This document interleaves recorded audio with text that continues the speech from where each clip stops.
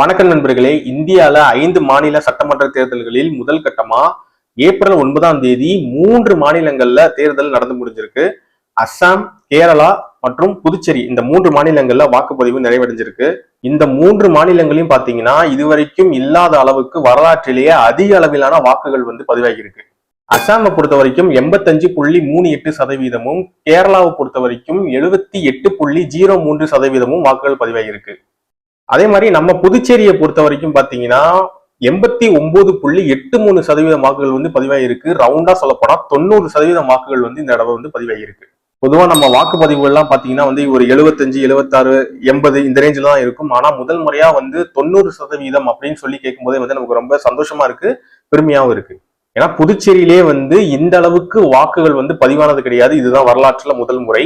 எதனால திடீர்னு வாக்கு சதவீதம் அதிகரிச்சிருக்கு அப்படின்னு பார்த்தா எல்லாரும் சொல்ற ஒரு காரணம் எஸ்ஐஆர் பணிகள் மூலமா அந்த வாக்குகளை குறைச்சிருக்காங்க, வாக்காளரோட எண்ணிக்கையை குறைச்சிருக்காங்க. அதனாலதான் வாக்கு சதவீதம் அதிகமா இருக்கு அப்படின்னு சொல்லி நிறைய பேர் சொல்றாங்க. ஒரு வகையில அதுவும் உண்மைதான், அதை மறுக்க முடியாது. ஏன்னா புதுச்சேரியை பொறுத்த வரைக்கும் பாத்தீங்கன்னா கடந்த 2021ஆம் ஆண்டு வாக்காளர்கள் எண்ணிக்கையை கம்பேர் பண்ணும் பொழுது ஒரு 60,000 இருந்து 70,000 வாக்காளர்கள் கம்மியா தான் இந்த எஸ்ஐஆர் லிஸ்ட்ல கடைசியா ஃபைனலைஸ் பண்ணப்பட்டிருந்தாங்க. ஸோ அதனால நார்மலா ஓட்டர்ஸ் ஓட்டு போடும் போதே பாத்தீங்கன்னா இந்த வாக்கு சதவீதம் அதிகமான மாதிரி தான் நமக்கு தெரியும். அப்படி சொன்னாலும் ஆனா 90% அப்படின்றது ரொம்ப நல்ல நம்பர் தாங்க. ஏன்னா 100 பேர்ல 90 பேர் ஓட்டு போட ரெடியா இருக்காங்க அப்படின்றது ரொம்ப நல்ல விஷயம். இதுக்கு முன்னாடி பாத்தீங்கன்னா ஒரு 130 பேர்ல 100 பேர் ஓட்டு போட்டிருப்பாங்க. ஆனா இப்ப 100 பேர்ல 90 பேர் ஓட்டு போடுறாங்க அப்படின்னா இந்த ரெண்டுக்கும் இருக்கிற அந்த விகிதாச்சாரம் ஒரு டிஃபரன்ஸ் கண்டிப்பா இருக்கு.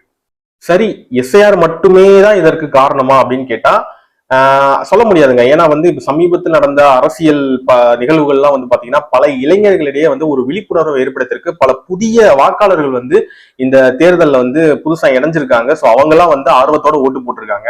இது மட்டும் இல்லாம அரசியலுக்கு சில புதிய வரவுகள், உதாரணமா சொல்லணும்னா விஜய் போன்றவர்கள்லாம் அரசியலுக்கு உள்ள வரும் பொழுது இளைஞர்களுக்கு ஆட்டோமேட்டிக்கா ஒரு ஆர்வம் ஏற்பட்டுறது. சோ அதுவும் அவங்க ஆர்வத்தோட வாக்களிக்கிறதுக்கு ஒரு காரணமா இருந்திருக்கலாம்.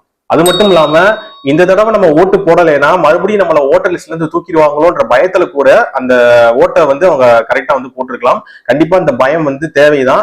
இது பயம்ன்ற சொல்றதை விட விழிப்புணர்வுன்னு சொல்லலாம். சோ இந்த மாதிரி நிறைய காரணங்கள் இருக்கு. எது எப்படியோ 90%ன்றது ரொம்ப ரொம்ப நல்ல விஷயம். சோ இதே மாதிரி தமிழ்நாட்டுல எத்தனை சதவீதம் ஓட்டுகள் ஏப்ரல் 23ஆம் தேதி பதிவாகுதுன்னு பார்க்கலாம்.